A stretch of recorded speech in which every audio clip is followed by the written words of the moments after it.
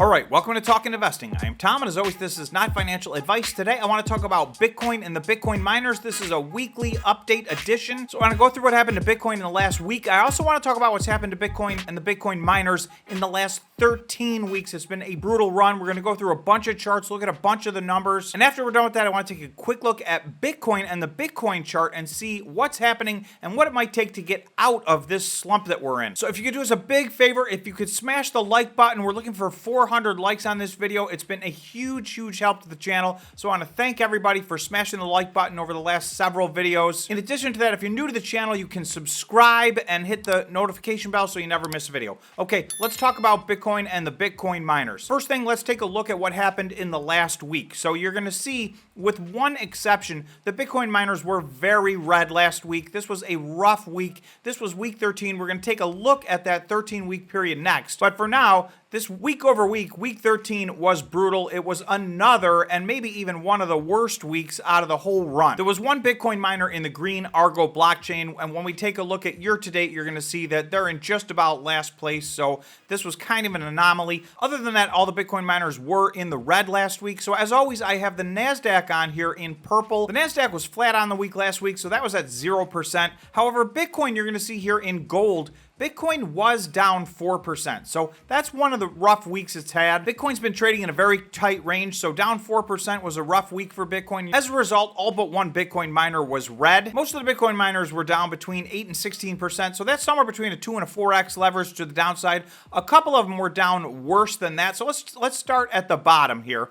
BitDeer was down 43% this week, so that was a disaster week for BitDeer. I've been talking for the last several months that BitDeer trades on extremely low volume. BitDeer sometimes trades on 1/100th the volume as a marathon or a riot. So please be careful. These are wild swings, and down 43% for the week. You're going to see this brings this down to earth because actually for the first couple of months of this run, BitDeer was outpacing all the rest of the Bitcoin miners. It was the third largest Bitcoin miner by market cap. We're going to take a look at the market caps later, and I was kind of scratching my head, and I was warning everybody for probably 4 or 5 videos in a row. I couldn't understand why BitDeer was where it was. Now it's made a gigantic correction to the downside. So beyond that, Core Scientific was down 21%. So that was a brutal week for Core Scientific. They are still in Chapter 11. So remember, as you're trading this stock, we don't know what this is going to look like when it comes out of Chapter 11. They've been saying they're going to do so by the end of the year, this year in 2023. So there's only about 2.5 months left. We'll see if that happens. HUT was down 16%, and then you're going to see a big grouping. Most of the rest of this list, like we talked about, was somewhere between a 2 and a 4x leverage to the downside. So some noteworthy.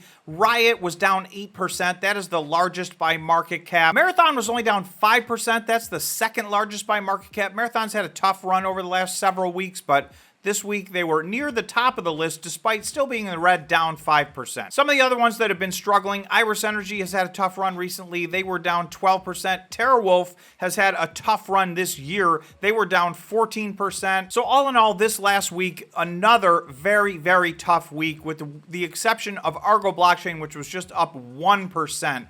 A completely red list again. Okay, now let's look at the 13-week period. So this is week 13. This is now 3 full months. This is from July 14th, which, by the way, was Bitcoin's 2023 high. It's now 13 weeks later. This was through Friday, October 13th. So you can see in that period of time, in those 13 weeks, the NASDAQ was down 5%. That's not a great run, but not a big deal. So that's in purple here. As always, Bitcoin is in gold. Bitcoin is down 11% in that period of time. But then we get to the Bitcoin miners. So from Bitcoin down 11%, the very best Bitcoin miner has basically been a 4x leverage to the downside. That's Core Scientific. And again, I caution you to be careful. That is in Chapter 11. We don't know what's going to happen to this stock. So the next best one is basically a 5x leverage to the downside. CleanSpark at 49%, but you're going to see there's a gigantic grouping. The vast majority of the Bitcoin miners are plus or minus down 50% in this 13-week period. Then from there, it only gets worse, and you'll see some of the bigger Bitcoin miners. Marathon, which is the second largest by market cap, is down 57%.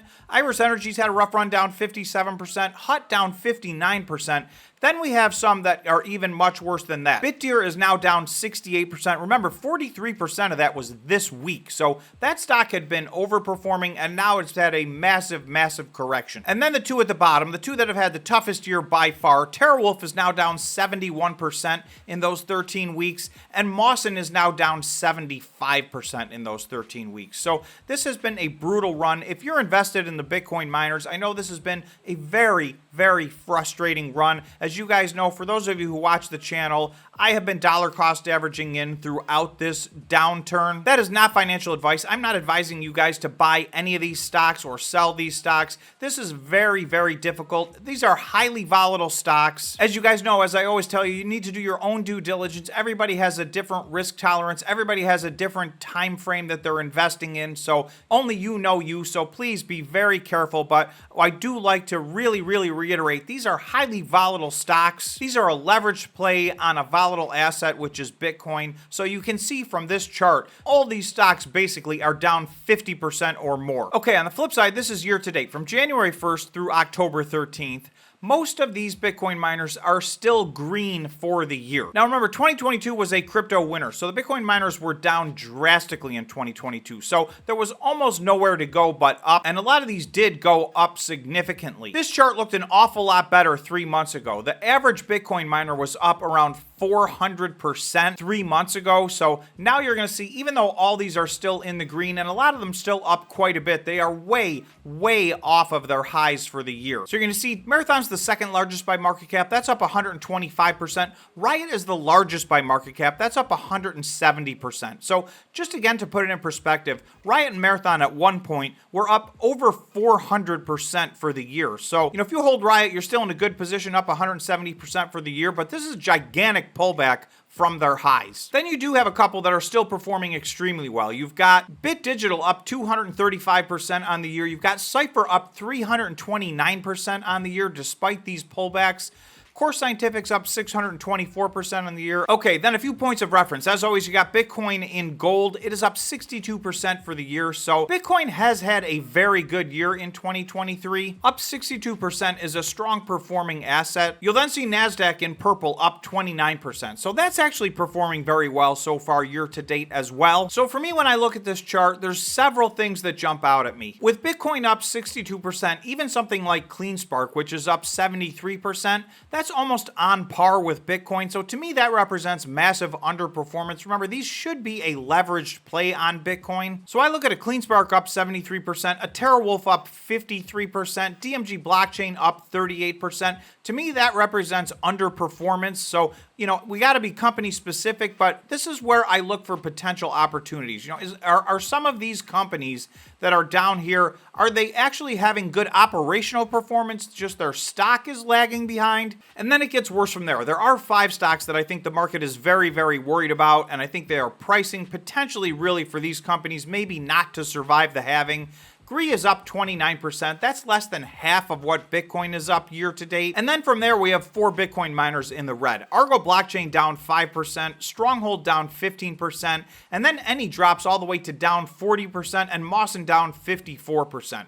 So for these to be in the red, particularly Any and Mawson, down 40 and 54% in the same period of time that Bitcoin is up 62%, that's a very clear signal that the marketplace is pricing in that these companies are in deep trouble. Now, it's up to you to decide and do your own due diligence if the marketplace is right, but that's what's happening from a price action standpoint on these stocks in particular. Okay, last one to look at before we look at the Bitcoin chart itself is market cap. Once a month, I do a video going through the operational performance of all these companies. So I will tell you, when we look at these by operational performance, there are some of these smaller market cap companies that are starting to get competitive with Riot and Marathon from an operational standpoint, but you'll see there's still a gigantic disparity in market cap. In fact, if you go from the second place, which is Riot, which is just under $1.6 billion, in third place is Cypher at $612 million.